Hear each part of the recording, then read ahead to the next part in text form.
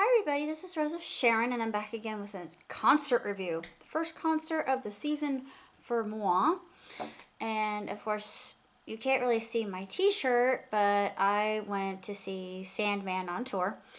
So when I first read the announcement, I thought, oh, surely Adam's playing a joke on us. And then I looked into it and I thought, oh my goodness, he's not playing a joke on us. And I became really excited. So I've always wanted to see Adam in concert, and I didn't have any idea what to expect. I've loved him ever since I was little.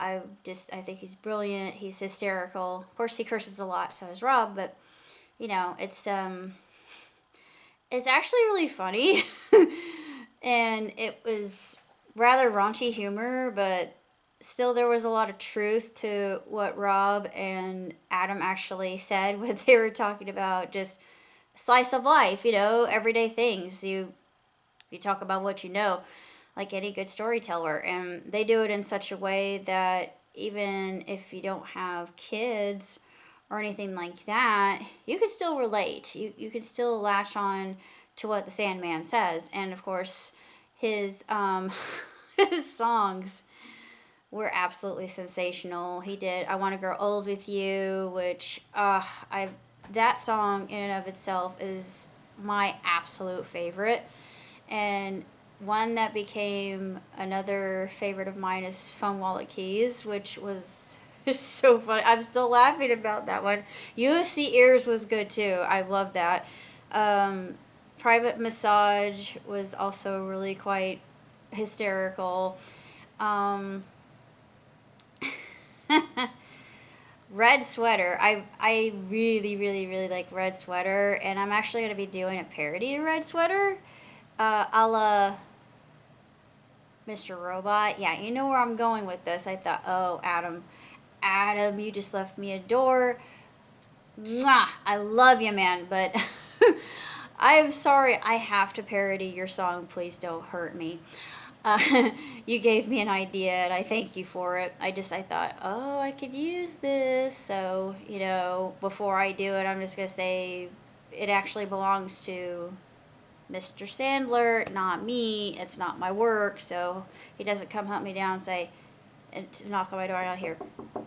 Hey, Rosie, open the door. I'm like, oh, God. My idol's here. This is not a courtesy knock. Oh, great. I'm taking you to court. Yeah, I really don't want to go through that, so nah. I'll bypass this. Thank you very much. As if you can't tell, I'm still hyper from the concert. I had a leftover grape monster that my friend had gotten for me, and if you know me well, I really shouldn't have caffeine after a certain time of day, just due to the fact that I will not be able to sleep. And I only got about like 3 hours of sleep last night, so I'm running on pure adrenaline, and I'm still hyper, and that's why I'm talking so fast, and just everything I say, I'll pause for a moment, and then sometimes I just laugh at nothing for no reason. I think, well, taurine has an odd effect on me, but yeah. And it just makes me more loquacious than usual, but other than that, it's really quite fascinating what all that taurine can do to me. But nonetheless, if you are a Sandler fan, you will absolutely love it. I almost cried because I was really hoping that he would do his tribute to Chris Farley, which he did on SNL, and he did. And I'm holding my friend's hand. I'm looking at him. I said, Jesse, I'm not going to cry. And I felt bad. I thought, no, no, no, no, no, no, no, no, no, no, no, no, no. I'm not crying. I love Chris Farley, but I felt so compelled to cry, but it was just such a sweet tribute. And Klipsch Music Center, actually, they vary between calling it Ruoff Mortgage and Klipsch, but it's known as Klipsch, which makes more sense, but they should really stick on one name and just leave it alone because it's too confusing to people who think, well, where the heck is Klipsch Music Center?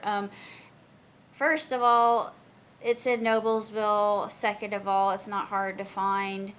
Third of all, and final, the Pentatonics concert was absolutely packed, but I think that Adam actually had more people attending his concert and more of a variety of people coming to attend his tour.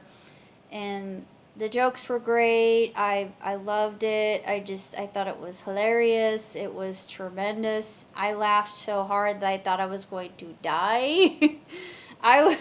During Foam Wall of Keys, that particular part, I was, my sides were literally hurting. I could barely breathe. So I looked at my friend and I said, oh God, help me. I can't take this anymore. It hurts to laugh. But it was actually good to have that because I'd been having kind of a rough time as of late. So it came at an opportune time.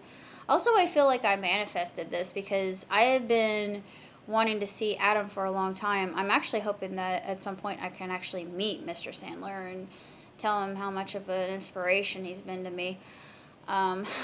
I will by no means aspire to his greatness, but, oh yeah, another thing I wanted to talk about, I did a video of one of my anthems of all time, which is Staying Alive.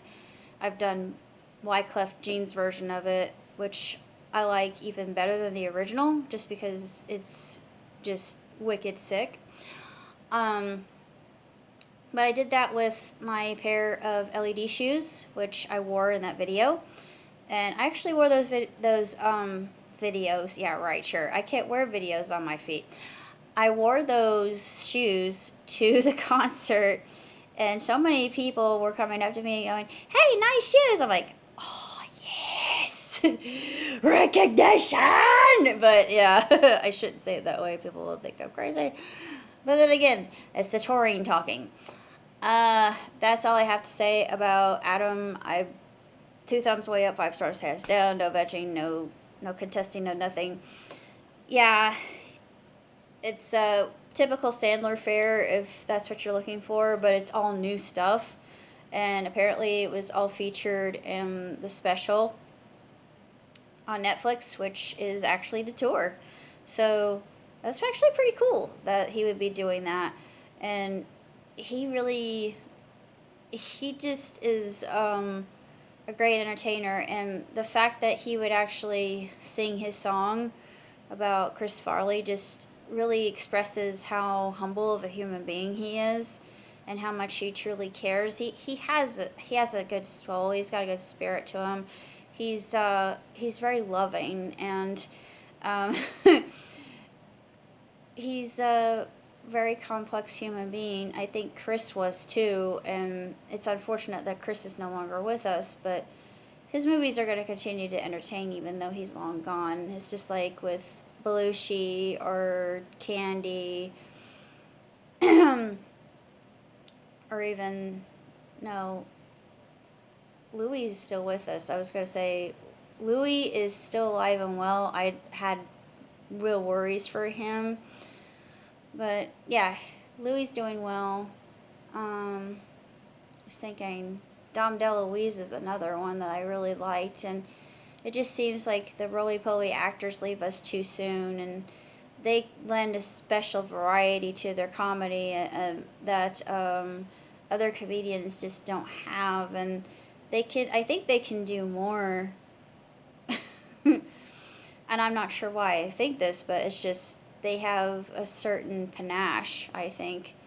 And Chris was just one of those people. He was just absolutely hysterical. I love him so much. And like Adam, I miss him terribly, but I know eventually we're all going to get a chance to reconvene and reunite. So that gives me comfort. But in the meantime, it's nice to know that there are people like Adam who we'll never forget what kind of person Chris really was. And it's just a really stirring and emotional and just beautiful tribute to his life's work and just all of the people that he touched. But that's pretty much all I gotta say. So until next time, live long, prosper. John Titi.